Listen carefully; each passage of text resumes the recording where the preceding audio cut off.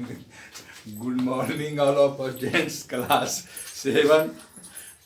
पिछले क्लास में हम आपको आज नया चैप्टर स्टार्ट करने जा रहा हूँ, rational number.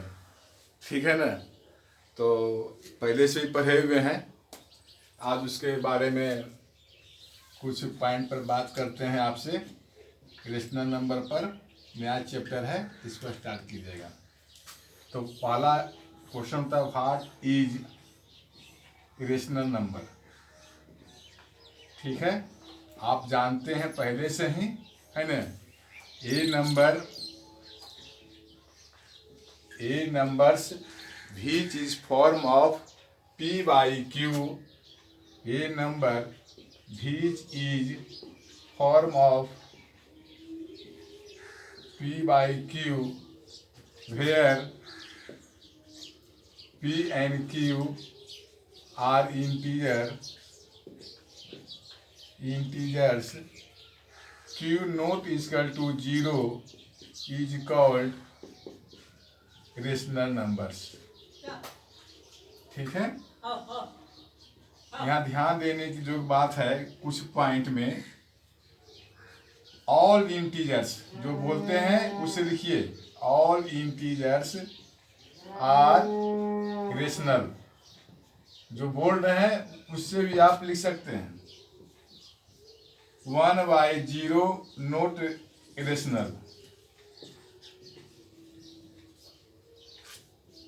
0/1 is rational.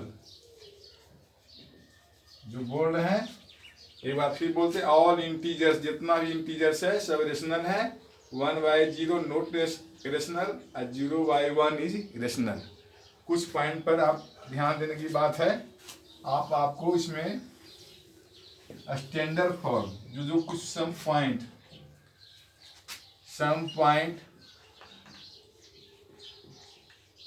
For rational किसी पर एक्सरसाइज बनेगा। जैसे पहला है स्टैंडर्ड फॉर्म,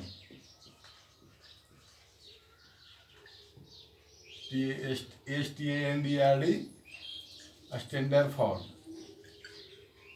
ठीक है, आपके पास दो नंबर है, 3/4 है और एक 6/9 है, तो ये स्टैंडर्ड फॉर्म में है।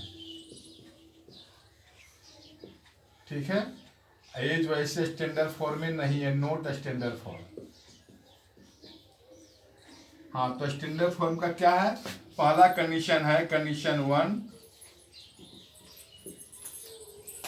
कि डिनोमिनेटर मस्ट बी,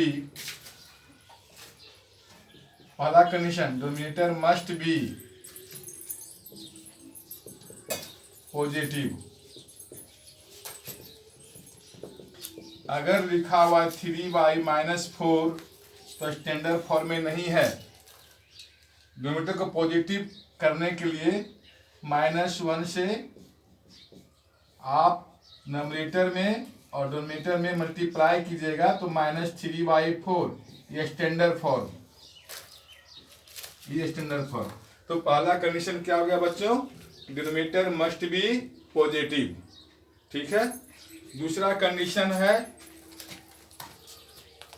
कंडीशन जो है स्टैंडर्ड फॉर्म की, जो हम बोल रहे हैं उस पर भी ध्यान दीजिएगा।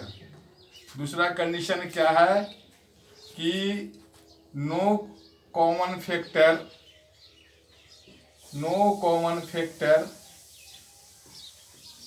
अदर देन वन के अलावे कोई कॉमन फैक्टर नहीं होना चाहिए P एंड Q में।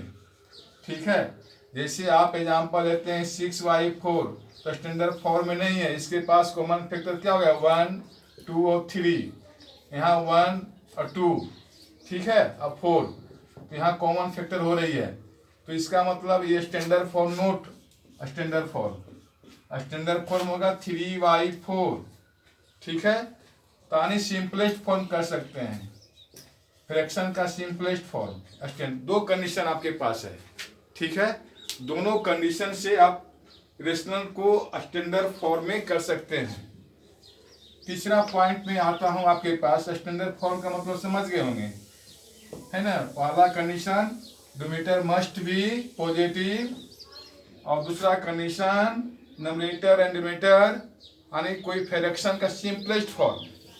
ठीक है, अब सेकेंड में चर्चा करता हूं आपके पास आपको इक्विवेलेंट किसी भी इरेशनल का इक्विवेलेंट कैसे आप निकालिएगा। फाइंड इक्विवेलेंट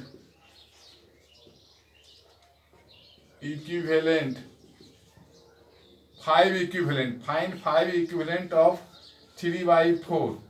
ठीक है, फाइंड 5 इक्विवेलेंट्स नंबर ऑफ 3/4। तो 3/4 का फर्स्ट इक्विवेलेंट न्यूमरेटर और डिनोमिनेटर में 2 4 × 2 6/8। ठीक है, फिर सेकेंड निकालना चाहते हैं आप, फाइंड करना चाहते हैं 3/3 × 4/3 = 9/12। ठीक है, अगर थर्ड निकालना चाहते हैं तो 3 × 4 4 × 4। इसी प्रकार से आप जो ऐसे इक्विवेलेंट आप निकाल सकते हैं, यानी 3/4 = 6/8 = 9/12 = 12/16। तो हमारी बात से आप समझ में आपकी आ रही होगी। ठीक ना, पहला इक्विवेलेंट हो गया। ठीक है, आफ्टर दैट जो भी बेसिक क्लास होगी, है ना, जो भी आगे जो प्रॉब्लम होगा उस पर हम नेक्स्ट क्लास में लेंगे। ठीक है, आज का क्लास छोटा वीडियो बनता है, टाइम कम रहती है। ठीक है, और नेक्स्ट क्लास में आपसे मिलते हैं। ठीक है, आपका पार्ट 1 हुआ। Thank you.